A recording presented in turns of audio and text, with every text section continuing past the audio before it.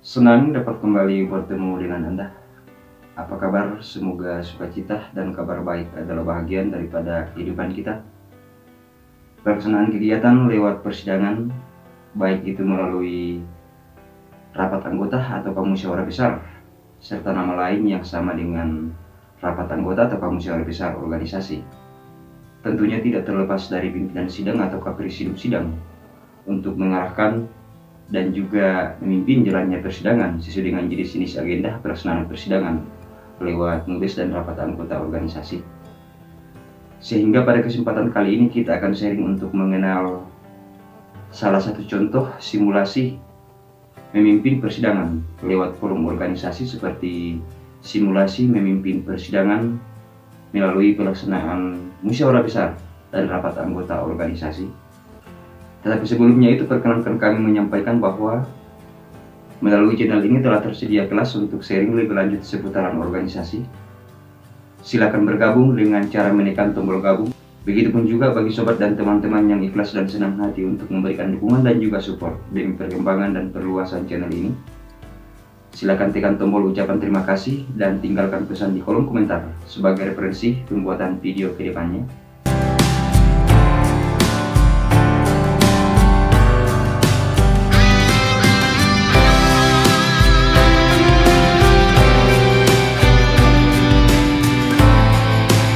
Adapun salah satu contoh dari simulasi memimpin persidangan yang dapat dipedomani oleh pimpinan sidang atau presidium sidang ketika dipercayakan untuk mengarahkan pelaksanaan persidangan lewat musyawarah besar atau rapat anggota organisasi, yaitu yang pertama adalah pada saat pimpinan sidang menerima palu sidang dari steering komite, maka pimpinan sidang tersebut tentunya memperhatikan waktu pada saat steering komite menyerahkan palu sidang kepada pimpinan sidang. Sebagai salah satu contoh adalah ketika steering komite memberikan palu sidang kepada pimpinan sidang tepat pukul 9, maka penyampaian yang disampaikan oleh pimpinan sidang pada saat akan menerima palu sidang dari steering komite dapat menyampaikan kalimat sebagai berikut, yaitu tepat pukul 9.00 palu sidang saya terima dari steering komite, dan diakhiri dengan ketukan palu sidang sebanyak 1 kali.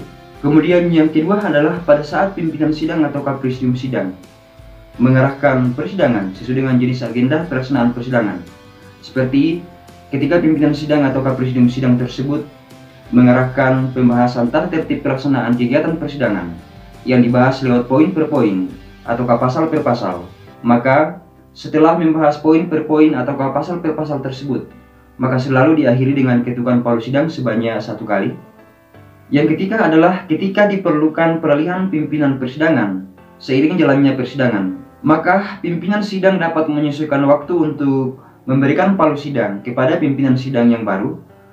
Sebagai salah satu contoh adalah ketika pimpinan sidang akan menyerahkan palu sidang kepada pimpinan sidang yang baru tepat pukul 10, maka dapat menyampaikan kalimat sebagai berikut, yaitu tepat pukul 10.00 pimpinan sidang saya serahkan kepada pimpinan sidang yang baru. Demikian juga pimpinan sidang yang baru tentunya akan mengucapkan kalimat sebagai berikut, yaitu tepat pukul 10.00 pimpinan sidang saya terima dari pimpinan sidang yang lama. Yang keempat adalah jika seiring pelaksanaan persidangan diperlukan skorsing sidang, maka tentunya juga pimpinan sidang memperhatikan waktu pada saat akan menskorsing sidang.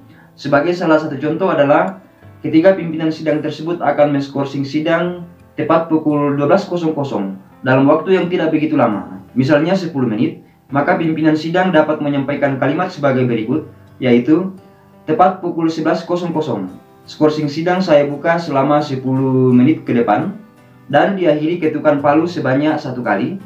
Demikian juga ketika pimpinan sidang akan menskorsing sidang dalam waktu yang begitu lama, misalnya 2 kali 15 menit, maka pimpinan sidang juga tentunya memperhatikan waktu pelaksanaan skorsing sidang. Sebagai salah satu contoh adalah ketika pimpinan sidang tersebut akan menskorsing sidang tepat pukul 12.00, maka pimpinan sidang dapat menyampaikan kalimat sebagai berikut, yaitu tepat pukul 12.00 skorsing sidang saya buka selama 2 kali 15 menit ke depan, dan diakhiri dengan ketukan palu sebanyak 2 kali.